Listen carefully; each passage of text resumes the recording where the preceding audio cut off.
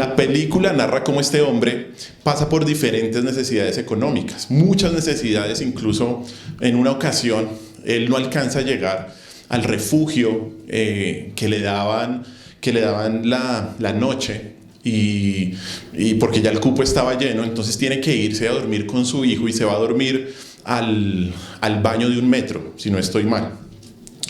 Y cuando está a punto de quedarse sin absolutamente nada, entra en una especie de concurso por un trabajo en la bolsa. Luego de esforzarse mucho por obtener el trabajo, y la película lo que muestra pues la perseverancia de este señor, el soportar muchas humillaciones, como que la película muestra esto, o sea, lo increíble que es este señor para lograr sus objetivos. Y luego de esforzarse mucho, que obviamente todo eso, o sea, si llegaba a tener ese trabajo, todo eso solucionaría sus problemas, pues lo logra. Una de las escenas finales es el jefe de esta gran empresa de bolsa diciéndole que había logrado el trabajo. Y él sale corriendo, feliz, y hay una escena en la que muestran en donde él está como a punto de llorar, y hay una voz que dice: a ese pequeño momento de mi vida lo llamo felicidad. Después va corriendo donde su hijo, lo abraza, y bueno, ahí se termina la película. Y esa es la vida real, realmente no sé cómo se llama el personaje de la vida. Y quise empezar pues la predicación de hoy en día contando esta película o haciendo esta ilustración, porque hoy en día la mayoría de las personas son como el protagonista de esta película, en donde están en busca de la felicidad. Y esta búsqueda es como la fuerza motriz de nuestra cultura, de nuestra sociedad. Y el mito de nuestros días es que la felicidad se encuentra en la satisfacción de nuestros deseos físicos, de nuestras comodidades y de nuestros apetitos. Eso es lo que se piensa hoy en día. Y estos deseos pueden venir de necesidades legítimas, pero el problema es pensar que la satisfacción de esos deseos nos darán una felicidad perpetua. Hoy vamos a introducirnos al estudio de una lista que da Jesús para la felicidad. Y la sorpresa es que esa lista no es nada de lo que pensamos. De hecho, muchas de estas cualidades parecen ser la antítesis de lo que la mayoría de nosotros estamos buscando para ser felices. Así que acompáñeme a Mateo capítulo 5 y vamos a leer de los versículos del 3 al 12. Mateo capítulo 5 del 3 al 12. Miremos lo que dice la palabra de Dios. De hecho, desde el versículo 1, que es cuando comienza el Sermón del Monte. Dice así Mateo 5 del 1 al 12. Viendo la multitud, subió al monte, y sentándose vinieron a él sus discípulos, y abriendo su boca les enseñaba diciendo: bienaventurados los pobres en espíritu, porque de ellos es el reino de los cielos. Bienaventurados los que lloran, porque ellos recibirán consolación. Bienaventurados los mansos, porque ellos recibirán la tierra por heredad. Bienaventurados los que tienen hambre y sed de justicia, porque ellos serán saciados.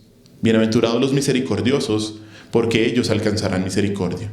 Bienaventurados los de limpio corazón, porque ellos verán a Dios. Bienaventurados los pacificadores, porque ellos serán llamados hijos de Dios. Bienaventurados los que padecen persecución por causa de la justicia, porque de ellos es el reino de los cielos. Bienaventurados sois cuando por mi causa os vituperen y os persigan y digan toda clase de mal contra vosotros mintiendo. Gozaos y alegraos, porque vuestro galardón es grande en los cielos, porque así persiguieron a los profetas que fueron antes de vosotros. Oremos. Señor, te doy gracias por este día. Gracias por tu palabra. Yo te pido, Espíritu de Dios, que nos ayudes a entender de qué se trata tu palabra.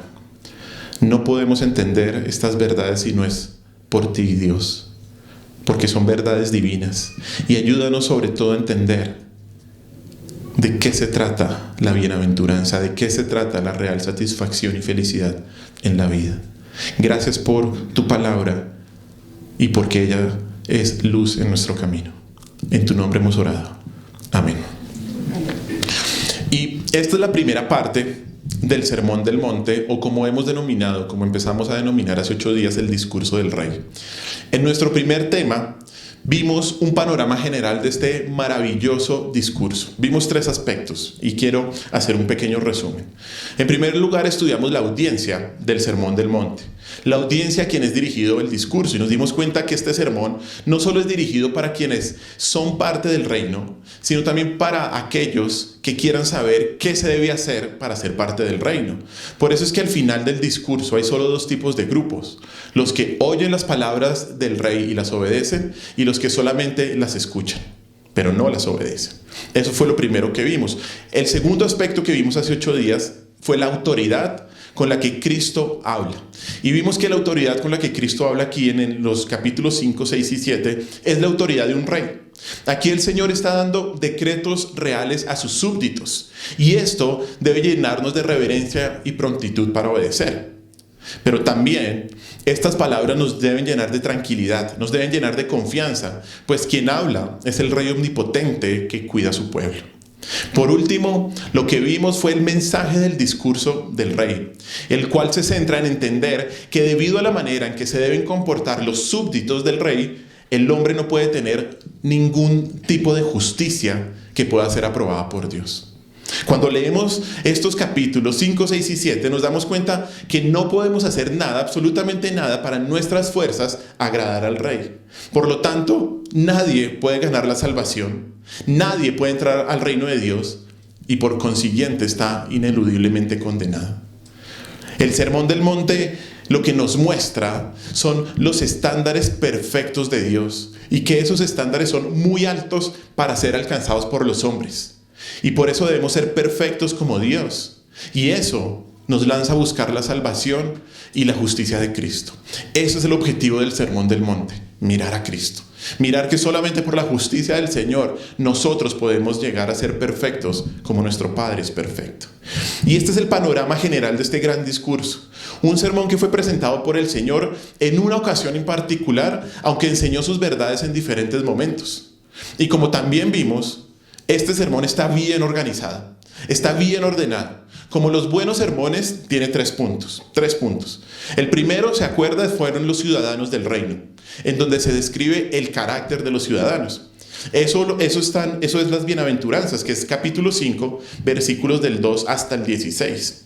El segundo punto del sermón es la justicia del reino, en donde se describe lo que hacen los ciudadanos del reino. Esta es la parte más extensa del discurso, en donde va del capítulo 5, versículo 17, hasta el capítulo 7, versículo 12. La última parte del sermón es la exhortación a entrar al reino, en el capítulo 7, versículos 13 al 27. Aquí vimos que solamente hay 2 opciones: o entrar por la puerta ancha o por la puerta pequeña. Solamente hay 2 opciones. Déjenme tomar agüita porque estoy como con muchos gallos, ¿no? Estoy creciendo todavía. Hoy comenzamos a estudiar la primera sección. La primera sección que describe el carácter de los ciudadanos del reino, la cual se conoce como las bienaventuranzas. Del versículo 3 al versículo 12 se repite 9 veces esta palabra y se describe quiénes son los bienaventurados y cuál es la recompensa que tienen los bienaventurados. La pregunta es esa: ¿qué significa ser bienaventurado? La palabra viene del griego makarios, que significa feliz, y la raíz de la palabra quiere decir realmente feliz, realmente estar feliz o una felicidad real. Y esto quiere decir que cuando el Señor comienza su discurso real, está diciendo algo muy importante. ¿Y sabe qué? Él quiere que sus súbditos sean felices. Eso es lo que quiere Él. En el primer sermón registrado por el Señor, vemos que comienza con el tema resonante de la felicidad. Y esto de hecho lo comprobamos en el versículo 12. Mire ahí en el capítulo 5, versículo 12. ¿Qué es lo que dice al final de las bienaventuranzas? Gozados y alegrados, ¿cierto? Porque vuestro galardón es grande en los cielos, porque así persiguieron a los profetas que fueron antes de vosotros. Esta palabra 9 veces es como si los oyentes originales estuvieran escuchando: feliz es quien hace esto, feliz es quien hace esto, bienaventurado es quien hace esto. Y al final concluye diciendo: gozados y alegrados. Ese es el objetivo del Señor. Al parecer, nuestro Señor Jesús está preocupado porque nuestras vidas estén llenas de gozo y porque seamos bienaventurados. Es significativo que este sermón comience también con bienaventuranzas y no con imperativos, no con mandatos. En vez de decir, debes hacer esto, ¿qué es lo que hace Jesús? ¿Qué es lo que hace el gran maestro? Él cambia el enfoque. Él cambia el enfoque y muestra lo que sucede en los súbditos que obedecen al rey. Martín Lutero, el gran reformador del siglo XVI, dijo de este comienzo lo siguiente. Dijo, este es un excelente, dulce y amistoso comienzo de su enseñanza y predicación, porque lo hace no como Moisés o un maestro de la ley, con mandatos y amenazas, sino de la manera más amistosa, con nada más que atractivos, tentaciones y hermosas promesas. Y esto nos enseña que aunque el Señor va a seguir haciendo grandes demandas a sus seguidores, estas demandas deben entenderse en un contexto de gracia y amor. El Señor quiere que sus súbditos entiendan y experimenten la verdadera felicidad. El Señor quiere esto, pero aquí vendría bien la pregunta: ¿de qué se trata esta felicidad que el rey está hablando aquí? ¿Qué significa ser bienaventurado? ¿Cuál es el gozo que viene de un súbdito del rey? ¿Qué tipo de estilo de vida es la que produce la verdadera felicidad? Y para poder entender lo que el Señor quería decir con respecto a ser bienaventurado, es necesario primero mirar lo que la gente de la época de Jesús entendía por esta palabra, o entendía comúnmente en la sociedad. Esta palabra, la palabra bienaventurado, se utilizó inicialmente en la literatura griega para describir el estado de felicidad y el estado de bienestar en que disfrutaban los dioses. Los dioses no estaban sujetos a las incomodidades de la tierra, no estaban sujetos a la pobreza, al sufrimiento, a las necesidades y a las limitaciones de esta vida terrenal. En la literatura griega vemos que, por ejemplo, Homero o Hesíodo hablaron de los dioses griegos como bienaventurados. Eran ellos felices dentro de sí mismos porque no se veían afectados por el mundo, porque no estaban sujetos a la debilidad, a la desgracia o a la muerte. Y debido a este término, la palabra bienaventurado se empezó a utilizar para referirse a aquellas personas que habían alcanzado un estado de felicidad, un estado de satisfacción en la vida que estaba más allá de todas las preocupaciones, más allá de los trabajos o del sufrimiento. Y esto resultó en que una persona era bienaventurada en esa época si principalmente tenía una vida sin problemas, una vida cómoda y sobre todo una vida exitosa financieramente hablando. Ese era el concepto.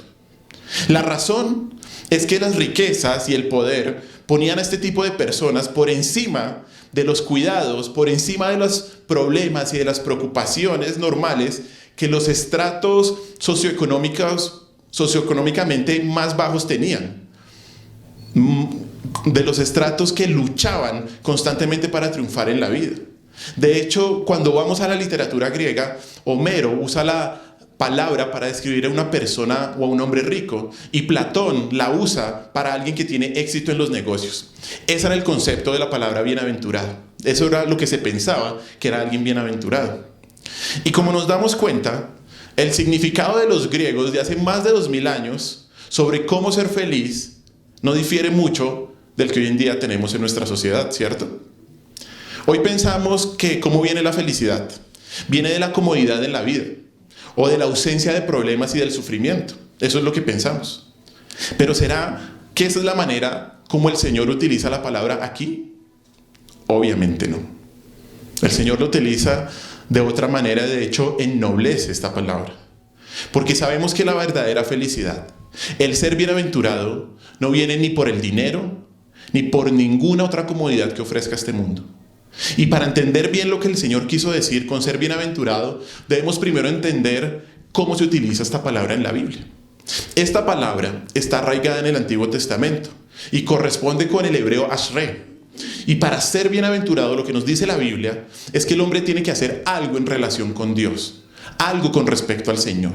Por ejemplo, un hombre es bienaventurado si confía en Dios ciegamente. Mire lo que dice el Salmo, capítulo 2, versículo 12.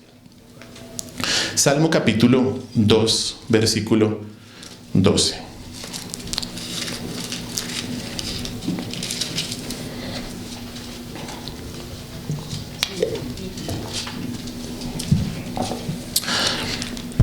Dice así: honrad al Hijo para que no se enoje y perezcáis en el camino, pues se inflama de pronto su ira. Y mire el final: bienaventurados todos los que en Él confían. O sea, una persona que hace algo en relación con Dios, en este caso que confía ciegamente en Dios, es que bienaventurado. También un hombre bienaventurado en la Biblia es aquel que se coloca bajo la autoridad de la revelación de la palabra de Dios. Fue parte de nuestra lectura de hoy. Mire lo que dice el Salmo capítulo 1, versículos del 1 al 2. Salmo capítulo 1, versículos 1 al 2. Dice así: bienaventurado el varón que no anduvo en consejo de malos, ni estuvo en camino de pecadores, ni en silla de escarnecedores se ha sentado, sino que es bienaventurado quien en la ley de Jehová está su delicia, y en su ley medita de día y de noche. O sea, una persona es bienaventurada si se pone bajo la autoridad de la palabra de Dios. Sin embargo, este uso de la palabra no solo tiene que ver con hacer algo en relación con Dios, sino sobre todo con el estado en la que una persona está con Dios. Y déjeme dar un ejemplo que creo que nos ilustra bastante de lo que significa esta palabra. Vaya conmigo a Primera de Reyes, capítulo 10, versículo 8. Mire lo que dice Primera de Reyes, capítulo 10, versículo 8. Y el contexto de este capítulo es cuando Salomón ya ha sido un hombre muy próspero y la reina de Saba va y lo visita y Salomón le responde absolutamente todas las preguntas. Y mire lo que dice el versículo 8 de Primera de Reyes 10. Dice así: bienaventurados tus hombres, dichosos estos tus siervos que están continuamente delante de ti y oyen tu sabiduría. ¿Qué significa esto con respecto a lo que estamos estudiando? La reina de Saba reconoció que quienes mantenían una relación correcta con Dios, quienes estaban continuamente en la presencia, de Salomón, ¿eran qué? Bienaventurados. Eran bienaventurados. De hecho, esto también lo vemos en referencia a Dios y a su pueblo. Acompáñenme una vez más a Salmos. Salmo capítulo 33, versículo 12, el primero. Y vemos esta verdad, que la palabra en la Biblia se utiliza para mostrar a una persona que está en una correcta relación con Dios. Es bienaventurado quien está en una correcta relación con Dios. Mire Salmo 33, 12, dice así: bienaventurada la nación cuyo Dios es Jehová, el pueblo que Él escogió como heredad para sí. Este versículo dice muchas verdades con respecto a la elección de Dios, cómo Dios eligió porque Él quiso a su pueblo. Y Él dice que esa nación es ¿qué? Bienaventurada. Bienaventurada la nación cuyo Dios es Jehová. Y un versículo más ya para definir esta palabra bien, es Salmo 65, versículo 4. Salmo 65, versículo 4. Mire lo que dice. Dice así: bienaventurado el que tú escogieres y atrajeres a ti, para que habite en tus atrios. Seremos saciados del bien de tu casa, de tu santo templo. ¿Quién es bienaventurado según el salmista? Quien Dios escoge, quien está en una relación con Dios, quien está en una correcta relación con Dios. Porque todo ser humano está en una relación con Dios. O es enemigo de Dios, o es amigo de Dios. Pero aquí obviamente nos está hablando de ¿qué? De aquellos que Dios escoge para que sean su pueblo. Y esos son bienaventurados. O sea, ser bienaventurado entonces es mucho más que tener un sentimiento de felicidad o alegría, sino que tiene que ver más que todo con el estado en el que una persona está con Dios. De eso se trata ser bienaventurado.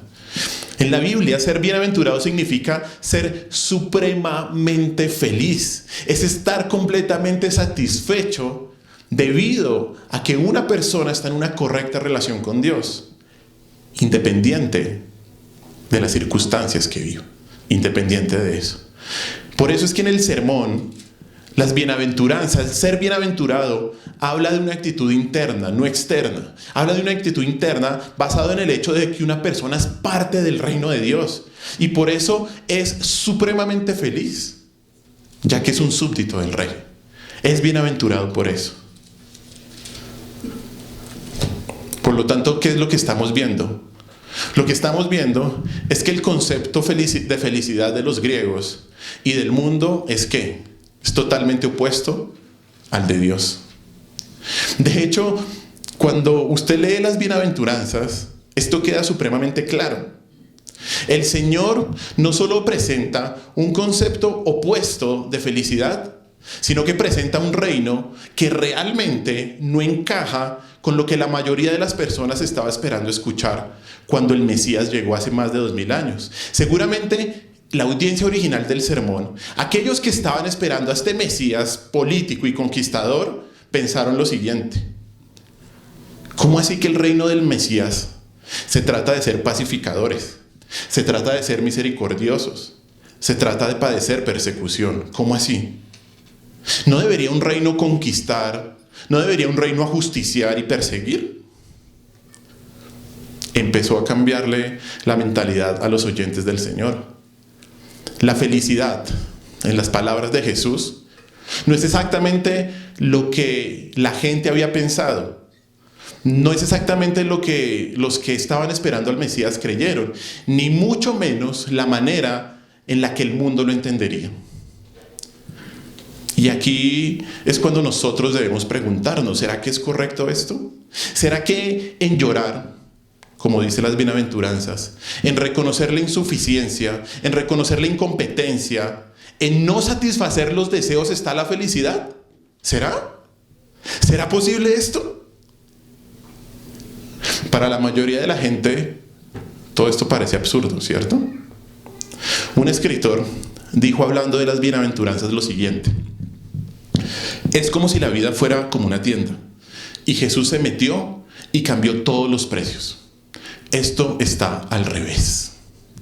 Y yo pensaba en esta ilustración, y es como si fuéramos a la tienda de la felicidad y empezáramos a caminar por los diferentes pasillos y llegáramos al pasillo o viéramos la posición en el trabajo que yo quiero.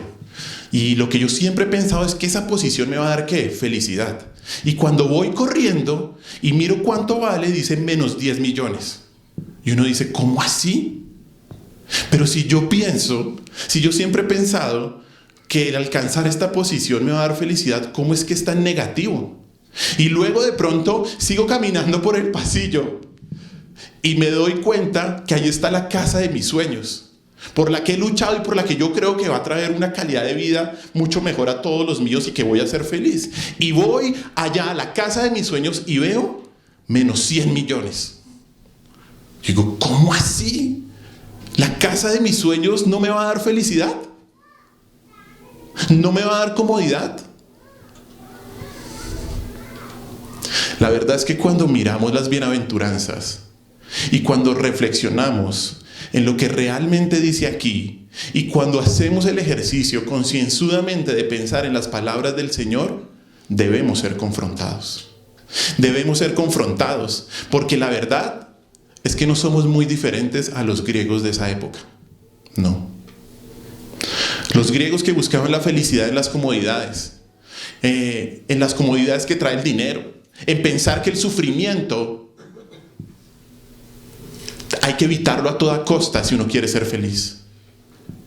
Estas palabras del Señor nos exhortan porque nos muestran que la lucha entre los deseos de la carne y los deseos del espíritu, en la que todavía estamos, en la que todavía el creyente está, muchas veces los deseos de la carne han tomado posesión de nuestros corazones y nos llevan a pensar que el verdadero gozo viene como resultado de tener una buena calidad de vida, de no tener preocupaciones o de no tener dolor.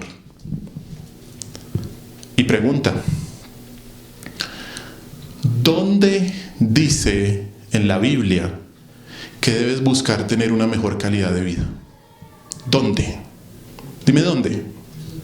¿Dónde dice en la Escritura que debes buscar satisfacer tus deseos? ¿Dónde dice en la palabra que debes tomar decisiones basándote en lo que trae una mayor comodidad o mayor tranquilidad con respecto al tipo de vida que quieres tener? ¿Dónde? ¿Dónde? He escuchado a muchos cristianos tomar decisiones como estas. Muchos cristianos. Acepté el trabajo porque eso implicaba mejores ingresos, aunque me demanda más tiempo.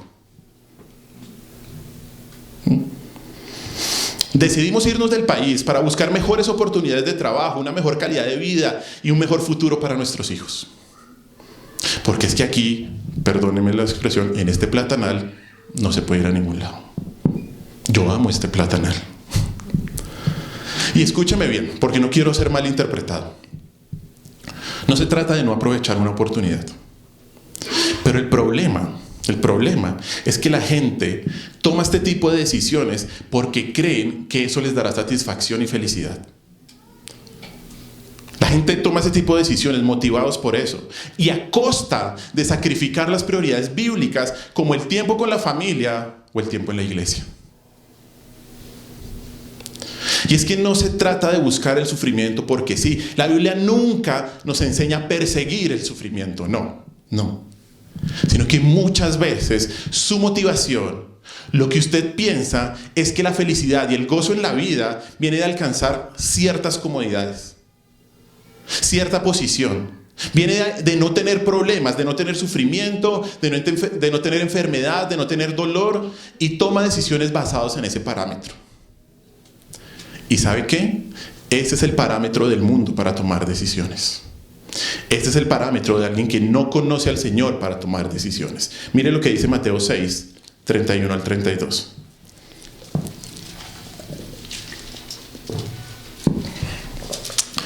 Mateo 6, 31, 32. Mire lo que dice. No os afanéis pues diciendo, ¿qué comeremos? ¿O qué beberemos? ¿O qué vestiremos? Porque ¿quiénes? Los gentiles buscan todas estas cosas, pero vuestro Padre Celestial sabe que tenéis necesidad de todas estas cosas. ¿Quiénes buscan todas estas cosas? Los no creyentes, los gentiles, como significa eso en la Biblia. De verdad, es que si somos honestos, si somos verdaderamente honestos, no somos muy diferentes a los griegos, o a los paganos, o a los gentiles, que son lo mismo. Porque pensamos que la satisfacción, porque pensamos que la felicidad viene de cumplir de nuestros deseos, cualquiera que sea. Puede ser el tener cierta posición en el trabajo, en alcanzar cierta cantidad de dinero, en lograr ciertas metas. De hecho, puede ser en pensar tener una familia, en querer tener una familia. Y es que cuando yo tenga una familia, voy a ser feliz. Y cuando yo tenga hijos, voy a ser feliz. Eso no lo dice la Escritura. No. Tomamos decisiones basadas en ese parámetro de alcanzar la felicidad. ¿Y sabe qué? Eso no está bien. No está bien, porque un creyente no debe tomar decisiones basadas en su beneficio personal, sino en su beneficio espiritual. En su beneficio espiritual. Un creyente debería tomar decisiones y guiar su fe, guiar su vida basado en lo que lo lleve a madurar más en la fe. En eso debería tomar las decisiones. Debería hacer cualquier tipo de cosa en su vida basado, bueno, ¿será que esto me llevará a crecer más? ¿Será que esto me llevará a ser más parecido a Cristo? Un creyente debería preguntarse, ¿será que esto en lo que estoy, esta oportunidad, esto que parece muy bonito, me lleva a ser más como el Señor? Y cuando leemos las bienaventuranzas, cuando nos damos cuenta que no dicen nada, pero absolutamente nada de lo que pensamos para ser felices, pues somos confrontados.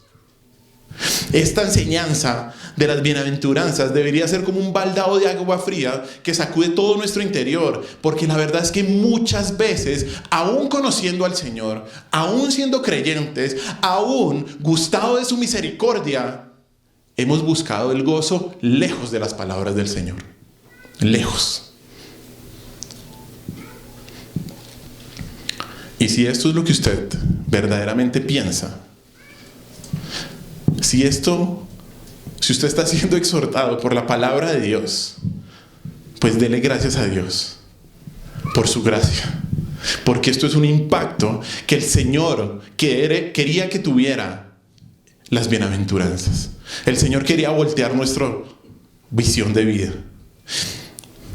Eso era lo que el Señor quería. Para entender bien quiénes pueden ser los bienaventurados, para poder saber de qué se trata estas 9 bienaventuranzas y para experimentar una felicidad que sobrepasa cualquier cosa, le voy a dar 4 aspectos sobre ser bienaventurado. 4 aspectos.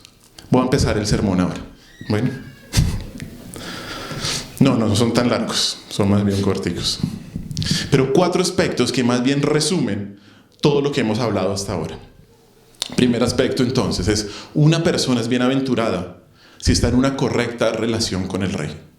Una persona es bienaventurada si está en una correcta relación con el Rey. El ser bienaventurado, como ya lo hemos hablado, no tiene que ver ni con suerte ni con fortuna como el mundo lo entiende, sino con adorar a Dios y andar delante de Él con temor y con temblor. De eso se trata ser bienaventurado. Cuando el Señor menciona el ser bienaventurado, se refiere al gozo singular que experimenta una persona que sabe que pertenece al reino de Dios. Una buena ilustración está en Mateo capítulo 13, versículo 44. Mire lo que dice Mateo capítulo 13, versículo 44.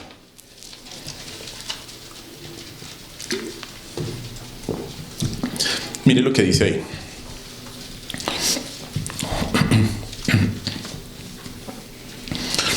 Además, el reino de los cielos es semejante a un tesoro escondido en un campo, el cual un hombre halla y lo esconde de nuevo, y gozoso por ello va y vende todo lo que tiene y compra aquel campo. Esta es una muy buena ilustración de lo que significa ser bienaventurado. ¿Sabe qué es el tesoro escondido? Es la salvación. Es la salvación. Es Cristo. Es la salvación que encuentra una persona en Cristo. Y por eso, ¿qué es lo que hace esa persona? Vende todo lo que tiene. Vende todo lo que tiene. O sea, no se pone como que no, voy a vender el carro, pero la casa todavía no. No. ¿Qué hace? Vende todo lo que tiene. Porque quiere eso. Quiere ese tesoro. ¿Qué significa esto? Que la persona que encuentra ese tesoro está gozosa y está deseosa ¿de qué? De renunciar a todo por Cristo. A todo por Cristo.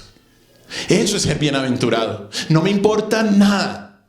Porque si tengo a Cristo, tengo todo, así no tenga nada. Así no tenga nada. Y este es el gozo sin igual que viene como resultado de estar en una correcta relación con Cristo. Con Dios a través de Cristo. Por eso es que ser bienaventurado no se aplica a las emociones humanas. Usted no espere experimentar, es que estoy supremamente feliz. No es una emoción, sino es una verdad de ser parte del reino de Dios. Esa es la verdad del ser bienaventurado. Ser bienaventurado, de hecho, es una consecuencia más que una recompensa. Por favor, esto es muy importante. Ser bienaventurado es más una consecuencia que una recompensa. Es una consecuencia por estar en una posición correcta delante de Dios a través de Cristo. Por eso es que uno es bienaventurado. Por estar en una posición correcta con Dios delante de Cristo. Por eso es que ser bienaventurado es mucho más que ser feliz de manera temporal o debido a circunstancias externas. Mire lo que dice el apóstol Pablo.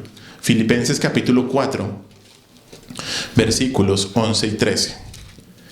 Muchos se enfocan en el versículo 13, pero mire Filipenses capítulo 4, del 11 al 13. Mire lo que dice. Dice así. Filipenses 4 del 11 al 13. Y recuerde, Pablo está en la cárcel escribiendo la carta a los filipenses. Dice así: no lo digo porque tenga escasez, pues he aprendido a contentarme cualquiera que sea mi situación. Sé vivir humildemente y sé tener abundancia. En todo y por todo estoy enseñado, así para estar saciado como para tener hambre, así para tener abundancia como para padecer necesidad. Todo lo puedo en Cristo que me fortalece. Todo lo puedo en Cristo que me fortalece. Y esto nos debe confrontar, hermanos, porque muchas veces nosotros no hemos aprendido a estar bien, a estar contentos, a estar felices en la abundancia, muchas veces sí, ¿cierto? Pero casi nunca en la escasez. Por eso es que al final Pablo dice en el versículo 13, todo lo puedo en Cristo que me fortalece. Porque es en Cristo que yo puedo ser feliz, que yo puedo estar satisfecho a pesar de cualquier situación. Porque tengo a Cristo. Y si tengo a Cristo, tengo a todo, así no tenga nada. Ser bienaventurado describe a la persona que está libre de preocupaciones. Porque cada respiración y cada circunstancia está en las manos de su Hacedor. Y por eso, ¿sabe qué? Tiene gozo. ¿Y sabe qué es aún más importante? Este es un gozo que la palabra nos promete que nunca se nos quitará. Mire lo que dice Juan capítulo 16, versículo 22. Juan 16, 22. Mire lo que dice Juan 16, 22.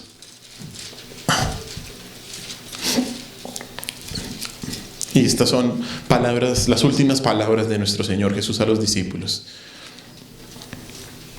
Dice así, Juan 16, 22. También vosotros ahora tenéis tristeza, pero os volveré a ver, y se gozará vuestro corazón, y nadie os quitará vuestro gozo.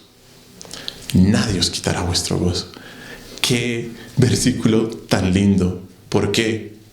Porque a pesar de estar en situaciones difíciles, a pesar de estar en enfermedad, a pesar de tener problemas en la familia, a pesar de cualquier circunstancia, de cualquier prueba, de cualquier aflicción, nadie nos quitará nuestro gozo. Nadie. Eso es lo primero para entender bien las bienaventuranzas. Una persona es bienaventurada no por sus circunstancias externas, sino porque está en una correcta relación con el Rey. Lo segundo es que el comportamiento de una persona bienaventurada, el comportamiento es la consecuencia, como ya lo he mencionado, de estar en una posición correcta con respecto al Rey. Es una consecuencia de estar en una posición correcta con respecto al Rey. Esto quiere decir que este comportamiento solo puede ser vivido por aquellos que pertenecen al reino de Dios. Es decir, no haces esto para ser parte del reino de los cielos. No eres pobre en espíritu, no eres un pacificador, porque estás llegando al reino de los cielos. No, sino que lo haces debido a que eres parte del reino de Dios. O para decirlo de otra manera, estas cualidades solo pueden ser vividas por un verdadero creyente, por alguien que ha nacido de nuevo. Estos estándares espirituales se logran únicamente a través de entregarnos a Cristo. Solamente se logran a través de entender que Cristo es nuestro Señor y Salvador y que yo me debo arrepentir para no ser condenado y que solo a través de los méritos de Cristo yo puedo ser parte del reino de Dios. Aquí Jesús no está diciendo, vive así para ser bienaventurado, vive así para ser salvo. Él está diciendo, vive así porque ya eres bienaventurado. Vive así porque ya eres salvo. La conducta fluye del carácter. Siempre pasa eso. La conducta fluye del carácter. Un cristiano es aquel que abraza y encarna las bienaventuranzas. Pensar además que puede ser pobre en espíritu, que puede ser manso, misericordioso o cualquier otra de estas características por tu propio poder intrínseco es necio. Es necio. No puedes. No lo puedes hacer. Así que tenga cuidado. Tenga mucho cuidado. Porque tenemos una tendencia natural en nosotros, una tendencia caída, pecaminosa, de engañarnos, haciéndonos pensar que podemos cumplir cualquiera de estas instrucciones por nuestra propia cuenta. ¿Y sabe cómo se llama eso? Legalismo. Creer que usted puede cumplir eso por su propia cuenta. No lo puede hacer. Estos son estándares imposibles para hombres carnales, pero son inminentemente posibles para aquellos que han aprendido a rendirse ante el Rey y a ser guiados, obviamente, por el Espíritu Santo, a través de la palabra de Dios. Nos comportamos como bienaventurados porque ya somos parte del reino de Dios, porque somos sus súbditos y porque el Espíritu Santo, porque la gracia de Dios nos capacita para hacerlo. Ese es nuestro segundo aspecto. Tercer aspecto. Una persona que es bienaventurada busca agradar al Rey. Una persona que es bienaventurada busca agradar al Rey. Acordémonos que el tema de todo Mateo, ¿cuál es? El Rey viene. El Rey está aquí para proclamar que Cristo es el Rey. Y las bienaventuranzas es el discurso del Rey en donde Él nos está mostrando qué es lo que Él requiere para ser parte del reino. Por lo tanto, cuando nos encontramos con las bienaventuranzas, entendemos que debemos hacer esto para agradar al Rey. Debido a que esto es un estándar totalmente opuesto a lo que el mundo dice, que es el gozo, que es la felicidad, nada de lo que aquí podamos hacer va a agradar al mundo. De hecho, lo contrario es cierto, ¿sabe? Ya que cuando una persona hace lo que aquí dice, no encontrará la aprobación del mundo, sino el desprecio total.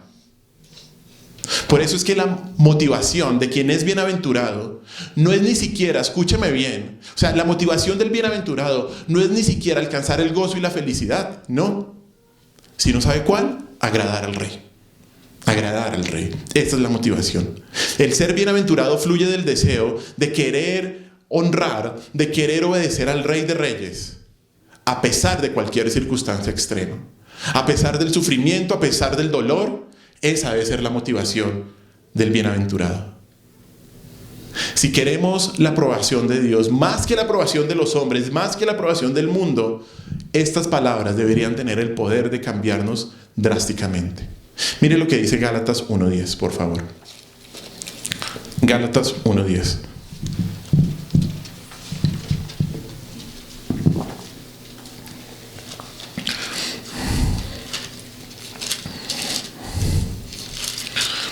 Dice así: pues busco ahora el favor de los hombres o el de Dios.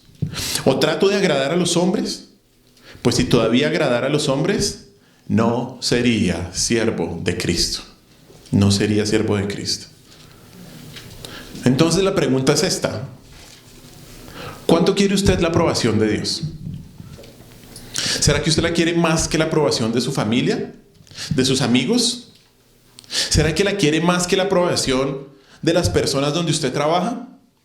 ¿Más que la aprobación de sus colegas? ¿Más incluso que la aprobación de su ser querido más cercano? ¿Sabe una cosa que nos enseñan las bienaventuranzas? Es que el bienaventurado no quiere la aprobación de los hombres, sino de Dios. Solamente de Dios. Y en eso, en buscar la aprobación solamente de Dios, en agradar solo a Dios, haya el gozo supremo. Ahí es que uno encuentra el gozo supremo. Por último, el ser bienaventurado incluye todo el paquete. Todo el paquete que dice ahí. Todo lo que dice Mateo 5. Las bienaventuranzas son un paquete, no algo para elegir. Vienen en conjunto. Junto con el fruto del Espíritu Santo, que es uno nomás, que se representa en amor, gozo, paz, paciencia y los demás. Es muy parecido a las bienaventuranzas. Todo esto debe madurar en el creyente. Un cristiano debe mostrar cada uno de estos rasgos del carácter. Muchas veces es fácil cometer el error de decir, bueno, pues yo no soy misericordioso, yo no soy tan pacificador, antes soy todo lo contrario, contencioso, pero esa característica a mí me gusta, esta otra pues no me gusta tanto, tengo una fortaleza ahí y esta no tanto. Miren, esta parte el Señor nos la dio no para que escogiéramos alguna de ellas, no para escoger la que nos parezca, las que nos parezcan fáciles e ignorar las difíciles, como ser puros, por ejemplo, o estar preparados para la persecución, que es la última bienaventuranza. Esta es la descripción de 9 ingredientes que serán verdad de cada persona que sea bienaventurado. Eso viene en conjunto. Además, algo bien interesante que muchos comentaristas hablan es que esta lista parece que es progresiva. Comienza con el primero, con ser pobres en espíritu, que miraremos hoy en 8 días. Y luego esa primera crece después y llega a la segunda y luego el tercero y así sucesivamente. Y por eso es que Jesús dice al final del discurso de las bienaventuranzas, al final de esta sección dice, por eso es que vosotros sois la sal de la tierra y la luz del mundo. Cumpliendo esto, cumpliendo esto. Hermanos, el ser bienaventurado no es para la élite espiritual, para nada, sino es para todos los creyentes e incluyen absolutamente todo, todo.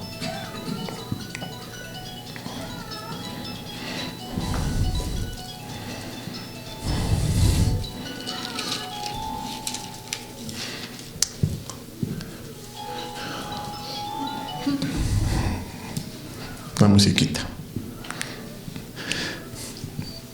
Pero llegó al punto final.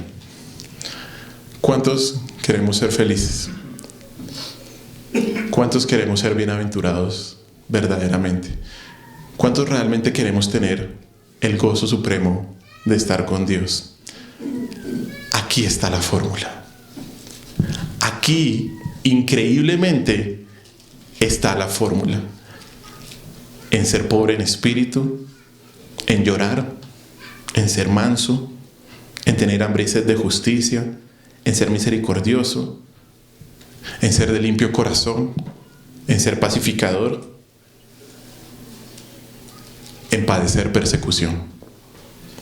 Ahí está la fórmula. Increíble, ¿no?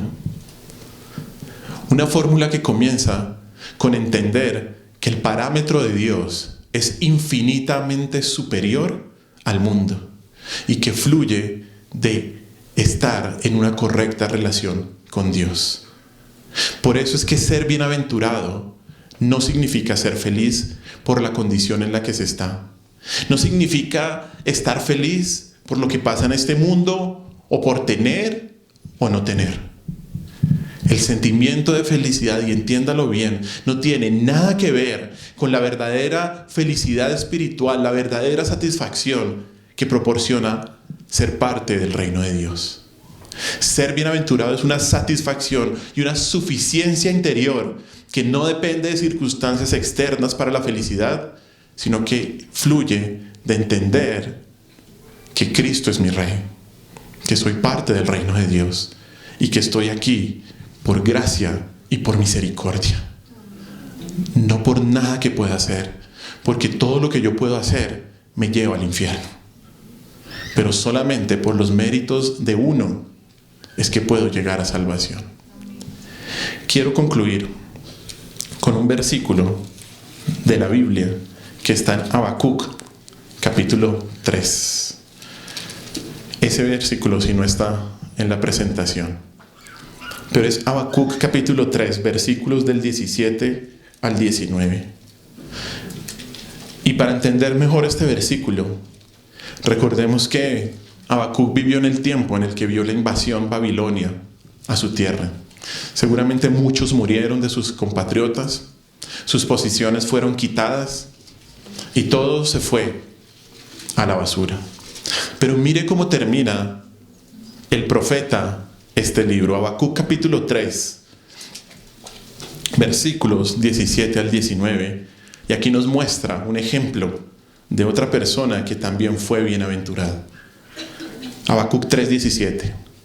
Aunque la higuera no florezca, ni en las vides haya frutos, aunque falte el producto del olivo, y los labrados no den mantenimiento, y las ovejas sean quitadas de la majada, y no haya vacas en los corrales, con todo, yo me alegraré en Jehová y me gozaré en el Dios de mi salvación. Jehová, el Señor, es mi fortaleza, el cual hace mis pies como de ciervas y en mis alturas me hace andar.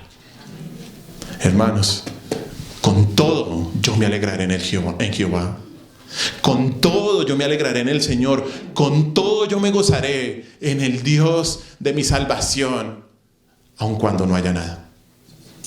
Aun cuando la higuera no florezca ni en las vides hayan frutos, con todo yo me alegraré en el Señor. Aun cuando yo no alcance las metas, aun cuando yo tenga sufrimiento, aun cuando yo no alcance la posición que yo he querido, mi gozo y mi felicidad no depende de este mundo.